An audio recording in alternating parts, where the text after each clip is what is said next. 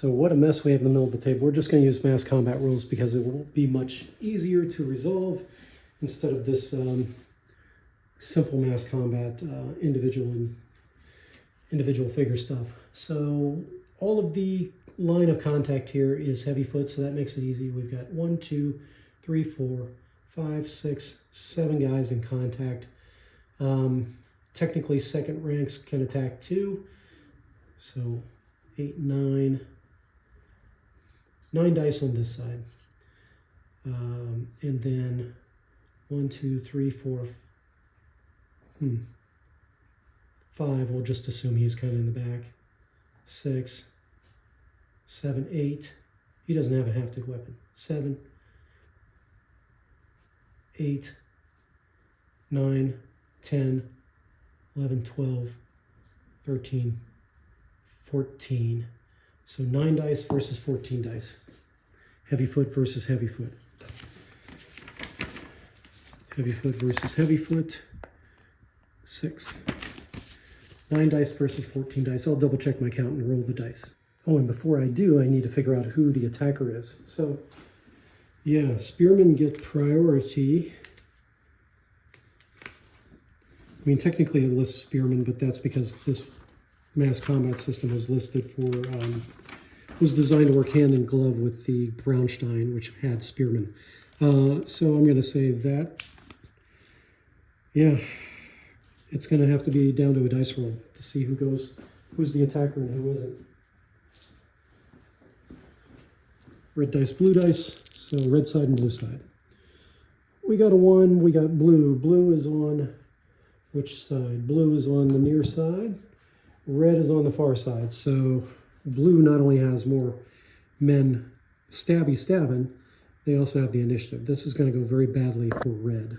Correction, I gotta love it when I feel like I'm a genius, but I'm really not. So spearmen may opt to defend, but that means that the second rank doesn't attack unless you're the defender, and you've opted to do that. So in this case, neither side said, hey, I want to defend. So we're only looking at the front line of contact, which is going to be an equal number of dice. But again, blue is going to go first. Okay, so the result here was a pretty significant loss. 5 people were lost on both sides. So the defender lost troops and then used the rule where they can fill in, and that gave them pretty much an extended single line, and then blows went back the other direction. So at this point, we need to check for prisoners on both sides. These are just your regular people, so we will roll 5 dice and see how many prisoners. Although I'm not keeping track, so it doesn't matter. I just want you to get in the habit of doing this during the admin phase. So 1 prisoner from the blue side, and it looks like 1 prisoner from the red side. So very even situation, but red's line is much thinner than blue's at this point. It could still go either way. So morale checks. This red heavyfoot unit with the smaller swordsmen that came across the field, they definitely need to make a morale check at this point. They're outnumbered, and they lost 2 of the 4 guys they had on the table. And they failed. And the result of that failure is 6.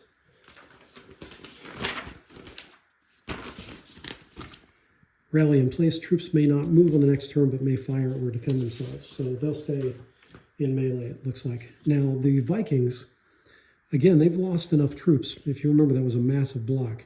But Vikings once in melee. Footmen Vikings once in melee. Only fail morale if I get snake eyes. So 8, they would have passed under almost any circumstance. This unit over here just lost a handful of men. They're still good. This stand over here, they're not quite half. This guy I brought from the back row over to fill in. So they're not to the point where they need to make a morale check yet because they're not outnumbered 2 to 1. Yeah, I think they're good. That's it. A good point. We did not do a morale check over here on the... We did the goblin stuff. We didn't do these guys. We didn't do those guys. And in those cases, both of Both of them are 50%. Those guys are both 50%. And then the horse unit on the near side here is 50%. So let's roll this one first. They got a 2. That's going to be a failure. They got a 1. That's going to be a rout. Troops make a full move each of the next 2 turns directly toward their baseline. So they technically aren't in melee because those figures aren't aligned with anybody anymore. So they need to route toward their baseline, and they won't take any return blow, consequently. Okay, so that's what's going on with those guys. Let's come over here to the left. Let's do both of these. So Javelineers, they rolled a 4. That's good enough to stand. And then those guys rolled 1, so they fail. And the failure result is 4, which is a withdraw. They must retire from danger, a full move on the next turn, and they will be subject to getting a blow to the rear when that happens. Or potentially they could hold fire and then do 2 missile, well, probably just 1 missile throw. It's tomato, tomato. Okay, so we're in turn 4. I am not going to make up rules here. I moved these guys. They did a facing change, so 2 90-degree turns to do 180. So that takes 2 inches off their movement, and then they move back 10. They will easily arrive at the baseline. They're routing for 2 turns, so on the next turn, they'll go off the map. Nobody's going to stop them.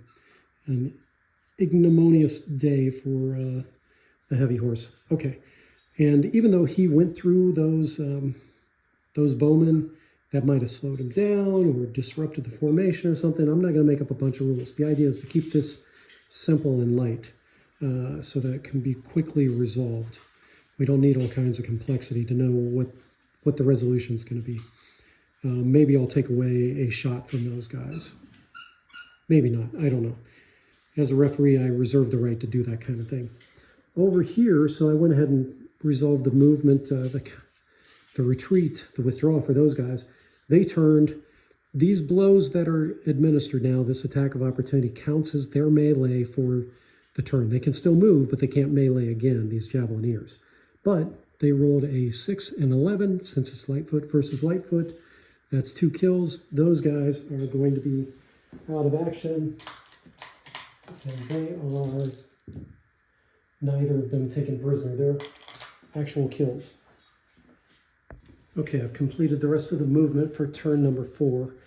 There won't be any bowfire, I've decided. We'll get to that in a second. So these Javelineers, they did some movement, facing changes, and here's where they ended up. Because they're Lightfoot, they can move 12. So they made it back around the pond here and are headed back this way where they might do some good later. In the middle of the massive melee, I cleaned up the lines, but definitely the near side to you has wrapped around, and that means that they are going to have a lot more attacks potentially. I think this could be the moment of truth for this combat. Down here, we know what's going on with our retreating people. So I decided not to give them a shot. First of all, because those heavy horse were chasing them heavy on the heels of that other heavy horse, their own friendly passing through. So I'm going to give them no shot, and they're going to get hit by these heavy horse.